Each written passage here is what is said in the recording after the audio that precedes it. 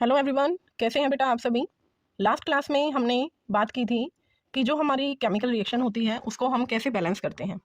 अब हमारा next topic है टाइप्स ऑफ केमिकल रिएक्शंस।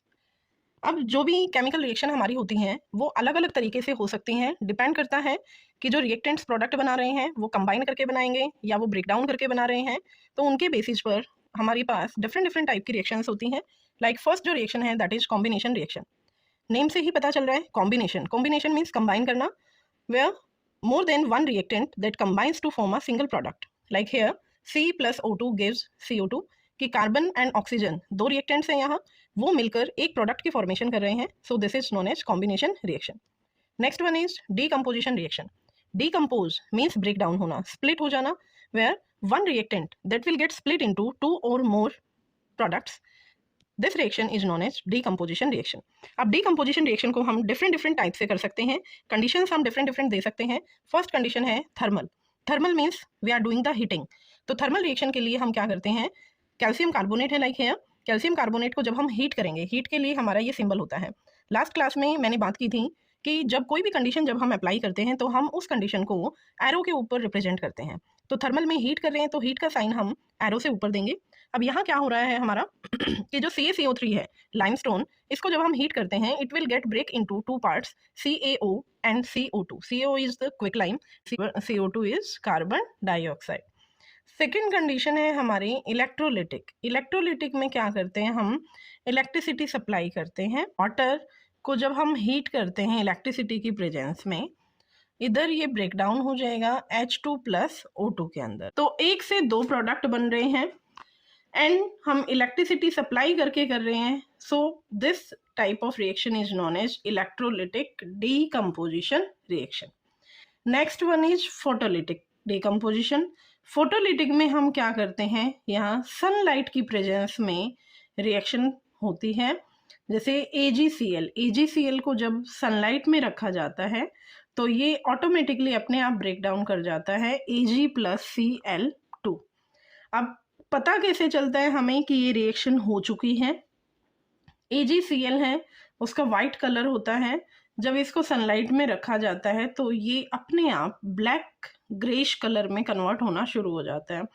जैसे ही ग्रे डार्क ग्रे कलर में कन्वर्ट होगा वो हमें रिप्रेजेंट करता है कि Ag की फॉर्मेशन हो चुकी है, और जो क्लोरीन क्योंकि गैस है it will gate combine in the atmospheric gases. तो ये हैं हमारे 3 टाइप्स की कंडीशंस जो हम डीकम्पोजिशन रिएक्शन में कर सकते हैं। सो 2 रिएक्शंस हम कर चुके हैं, combination reaction, decomposition reaction. Reaction है हमारी डिस्प्लेसमेंट रिएक्शन। नेम से पता चल रहा है, साइंस में ऐसी बहुत सारी टर्म्स होती हैं जो उनके नेम से ही हम उनको डिफाइन कर सकते हैं। जैसे displace, displace means place change हो जाना। अब यहाँ क्या होता है कि जो एक मोर रिएक्टिव एलिमेंट होता है वो लेस रिएक्टिव एलिमेंट को डिस्प्लेस कर देता है। ये हम मेटल्स नॉन मेटल्स वाले चैप्टर में पढ़ते हैं, रिएक्टिविटी सीरीज, जिसमें रिएक्टिविटी के बेसिस पर एलिमेंट्स को अरेंज किया जाता है। जैसे सबसे पहले ऊपर हमारा पोटाशियम, सोडियम, कैल्शियम, देन उसके बाद फिर नीचे रिएक्टिविटी सीरीज में एल्यूमिनियम, फिर आयरन होता है, और सबसे नीचे जो हमारी मेटल्स होती हैं सिल्वर, गोल्ड, ये मेटल्स आती हैं। तो ये रिएक्टिविटी सीरीज के बेसिस पर, रिएक्टिविटी के बेसिस पर इनको अरेंज किया जाता है। ऊपर वाली जो एलिमेंट्स होती हैं जैसे पोटेशियम और सोडियम होती हैं बहुत ज़्यादा रिएक्टिव होती हैं। ये जैसे ही नीचे वाली मेटल्स के साथ रिएक्ट करेंगी, जैसे हम करें इसमें सोडियम प्लस Fe SO4 के साथ कंबाइन करवा दें, यहाँ पर हमारा कॉपर भी नीचे ही आता है इधर। तो इसमें क्या होता है, जो आयरन होता है, iron is more reactive than the copper. Copper नीचे होता है, आयरन ऊपर है रिएक्टिविटी सीरीज में। तो यहाँ ये आयरन है, ये कॉपर को डिस्प्लेस करवा देता है एंड उसके प्लेस पर खुद आ जाता है। तो कंपाउंड हमारा बनता है आयरन सल्फेट प्लस कॉपर। ये लैब में भी हम लोग एक्टिविटी करते हैं कि कॉपर सल्फेट जो होता है हमारा ब्लू कलर का होता है। जब उसके अंदर आयरन नेल डाली जाती है या जो रस्ट लगी हुई आयरन हम डालते हैं तो धीरे धीरे उस सॉल्यूशन का कलर चेंज होना शुरू हो जाता है, ग्रीन कलर में वो कन्वर्ट हो जाता है। जैसे ही वो ग्रीन कलर में कन्वर्ट होता है वो रिएक्शंस की इंडिकेशन होती है कि यहाँ रिएक्शन हो चुकी है और फेरस सल्फेट बन चुका है, बिकॉज जो फेरस सल्फेट होता है वो ग्रीन कलर का होता है। ये हैं हमारी रिएक्शंस। अब इसके बाद हम टाइप्स ऑफ रिएक्शन में, अब जैसे यहाँ पर पढ़ा हमने कि जो हमारा फेरस सल्फेट है वो ग्रीन कलर में है, कॉपर सल्फेट है ब्लू कलर है, आयरन जो होता है वो ग्रे शेड में होता है। तो इस तरह से ये कुछ कंपाउंड्स हैं जो ऑब्जेक्टिव क्वेश्चंस में आ जाते हैं, तो इनको आप पढ़ेंगे अच्छे से। कि जैसे आयरन है, फ्री आयरन होता है, ग्रे कलर का होता है, आयरन सल्फेट है ग्रीन, फेरिक ऑक्साइड है Fe2O3 ब्राउन कलर में होता है, copper red brown, copper sulphate blue, copper sulphate जो सॉलिड फॉर्म में होता है। जब हम कॉपर सल्फेट को जो ब्लू कलर में होता है उसके अंदर कुछ some amount of water CuSO4, इसके अंदर हम इसको क्रिस्टलाइजेशन बोलते हैं। जब कुछ वाटर की अमाउंट किसी कंपाउंड के साथ ऐड हो जाती है, जो कॉपर सल्फेट होता है, कॉपर सल्फेट के साथ 5 वाटर मॉलिक्यूल्स होते हैं। जब इसके साथ वाटर कंबाइंड फॉर्म में होता है तो वो ब्लू कलर का होगा। अगर आप कॉपर सल्फेट को किसी चाइना डिश में डाल के हीट कर देते हैं, गर्म कर देते हैं, तो जो वाटर होता है वो इवेपोरेट हो जाता है, वो वाइट कलर में कन्वर्ट होता है। तो anhydrous means in the absence of water, copper sulphate blue colour का होता है, copper nitrate bluish green, copper sulphide black, copper oxide black. Copper oxide आप देखते हैं जैसे कॉपर के बर्तन होते हैं, जब ऑक्सीजन के कांटेक्ट में आते हैं कुछ समय के लिए आप रख देते हो तो वो ब्लैक लेयर उस पर जमनी शुरू हो जाती है। ऐसे ही आप सिल्वर का देखते हो, सिल्वर जो चांदी की पायल होती हैं पहनते हैं, वो कुछ समय के बाद ब्लैक होनी स्टार्ट हो जाती हैं। तो वो रीजन क्या है कि जो सिल्वर है एटमॉस्फेयर के कांटेक्ट में आती है और जो उसका न्यू कंपाउंड बनता है सिल्वर ऑक्साइड बनता है, तो वो ब्लैक कलर की में कन्वर्ट हो जाता है। आप ये टेबल को अच्छे से पढ़ेंगे, इसमें कलर्स आपको पता होने चाहिए क्योंकि ये ऑब्जेक्टिव MCQs के अंदर आ जाता है। आपको क्वेश्चन दे देते हैं कि किसी भी कंपाउंड का नाम या किसी मेटल का नेम दे दिया जाए, that what will be the colour of this. तो इस तरह से आप इन सब के कलर्स अच्छे से करेंगे। इनको थोड़ा सा 2 बार 3 बार रिवाइज जब आप करेंगे आप इजीली इसको लर्न कर सकते हो। अब इसके बाद है आपका नेक्स्ट 4th टाइप की reaction, that is double displacement reaction. अब डिस्प्लेसमेंट रिएक्शन में हमने क्या किया था कि जो एक रिएक्टिव मेटल है वो दूसरी रिएक्टिव मेटल के कंपाउंड में से उसको डिस्प्लेस कर देती है। अब यहाँ पर हम क्या करते हैं, we have 2 compounds here and उन दोनों कंपाउंड्स में से जो उनके आयंस हैं, जो कैटायंस होते हैं, मेटेलिक आयन हैं, वो डिस्प्लेस कर देते हैं एक दूसरे को। जैसे यहाँ से हमारे पास Na2SO4 प्लस BaCl2 है। Now sodium will get combine with the chlorine and जो बेरियम है will get combine with the sulphate. तो इधर दोनों ही आयंस हमारे एक्सचेंज हो गए, म्यूचुअल एक्सचेंज होता है यहाँ एंड न्यू कंपाउंड फॉर्मेशन हो जाती है। अब इसमें जैसे यहाँ बेरियम सल्फेट बना है, तो अगर हमारे पास कोई इन 2 कंपाउंड्स में से इनसॉल्युबल कंपाउंड बन जाता है तो वो प्रेसिपिटेट्स के फॉर्म में नीचे सेटल डाउन हो जाता है एंड उन प्रेसिपिटेट्स जहाँ पर बनते हैं उन रिएक्शंस को हम बोलते हैं प्रेसिपिटेशन रिएक्शन। ये इनसॉल्युबल सॉलिड होता है जो नीचे लिक्विड सॉल्यूशन के अंदर नीचे सेटल डाउन हो जाता है। Next type of reaction is the oxidation and the reduction reaction. Oxidation क्या है, addition of oxygen to the reactant, means कोई रिएक्टेंट हमने लिया, अगर हम ऑक्सीजन के साथ उसकी रिएक्शन करवाएंगे तो ऑक्सीजन उसके साथ ऐड हो जाती है, या फिर रिमूवल ऑफ हाइड्रोजन। एंड इसका रिवर्स होता है हमारा रिडक्शन रिएक्शन में, addition of hydrogen to the reactant और the removal of oxygen from reactant. So नीचे आप ये रिएक्शन देखेंगे, CuO plus H2 gives Cu plus H2O।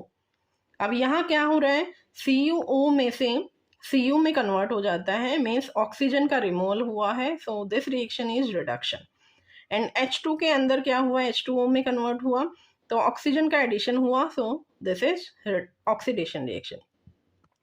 And such type of reaction where oxidation as well as reduction both are taking place together, then that type of reaction is known as redox reaction. कहीं भी reduction होगा तो automatically वहाँ पर oxidation भी होता है। तो जो रिडॉक्स रिएक्शन है हमारी, वो उसमें continuously simultaneously oxidation as well as reduction process होती हैं। अब यहाँ पर क्या होता है कि compound which is going in the reduction, अब वो खुद रिडक्शन में जा रहा है तो वो दूसरे को क्या करेगा, ऑक्सीडाइज। जैसे यहाँ से CuO में से ऑक्सीजन निकला है, कॉपर बना है, तो ये ऑक्सीजन ने क्या किया, H2 को क्या कर दिया, ऑक्सीडाइज कर दिया। तो जो भी कंपाउंड हमारा या जो एलिमेंट रिडक्शन में जाएगा और दूसरे को ऑक्सीडाइज कर रहा है तो उसे हम कहेंगे ऑक्सीडाइजिंग एजेंट।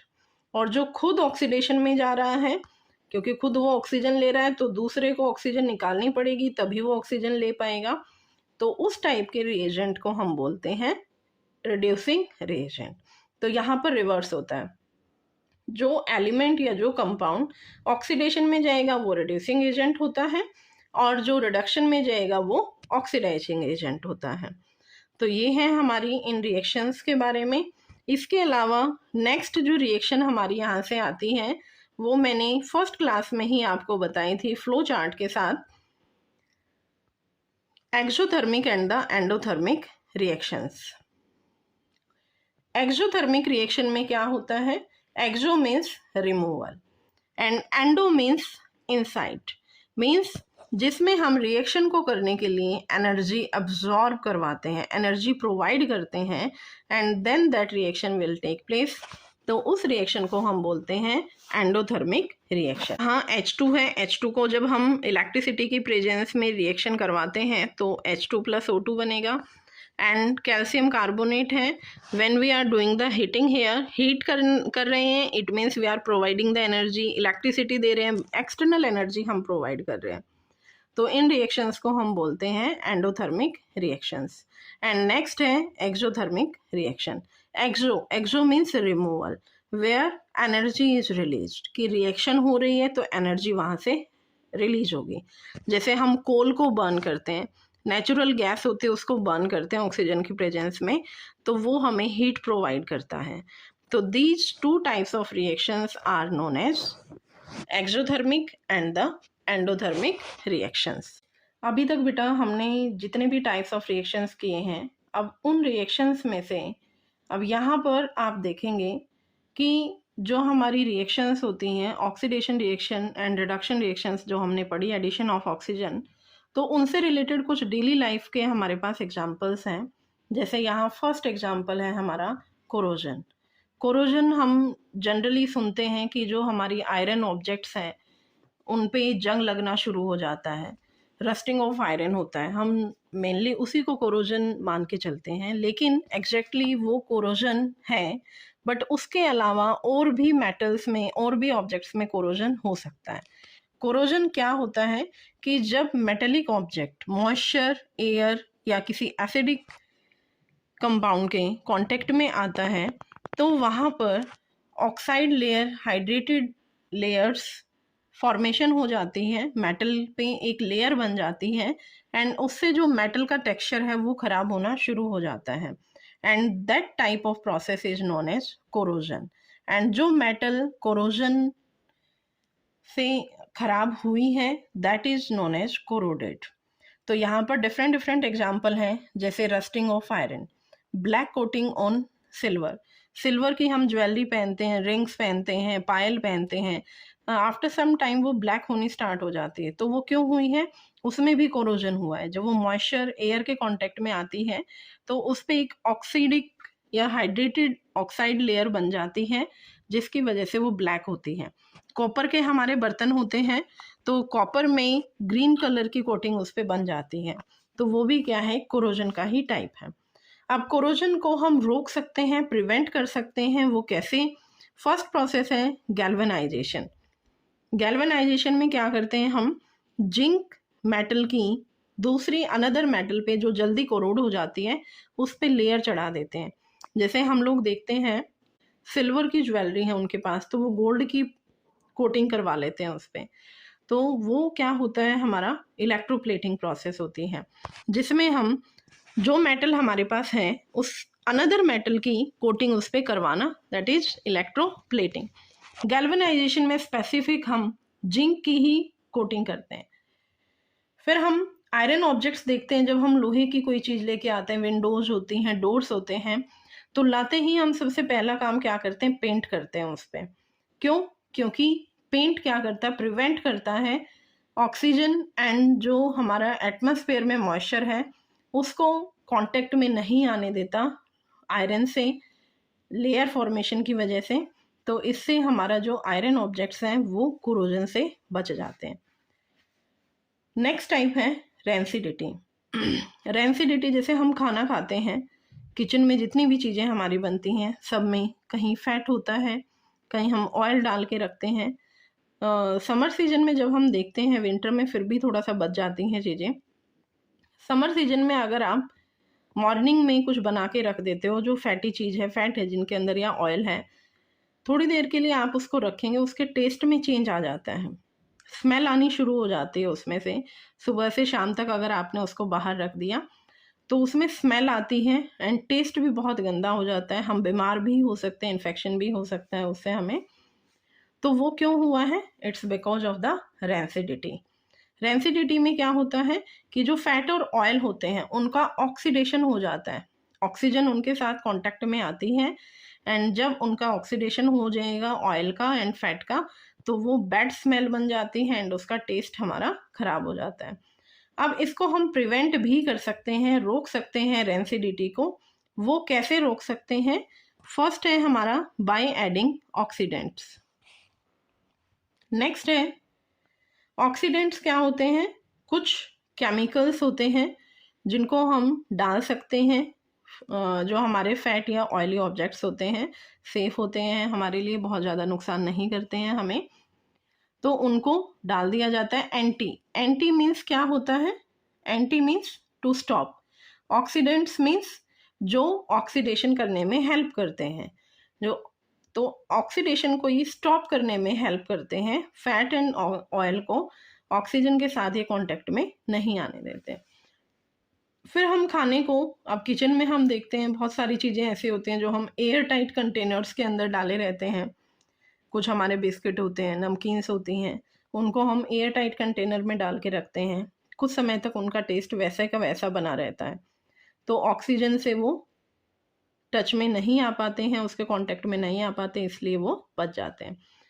रेफ्रिजरेशन हम करते हैं, फ्रिज में हम रख देते हैं ताकि हमारी कोई भी ऑब्जेक्ट है, कोई खाने की चीज़ है, वो ख़राब ना हो। जैसे मिल्क होता है, दूध होता है, हम गर्म करते हैं, फ्रिज में रख देते हैं, फिर वो लॉन्ग टाइम के लिए चल जाता है।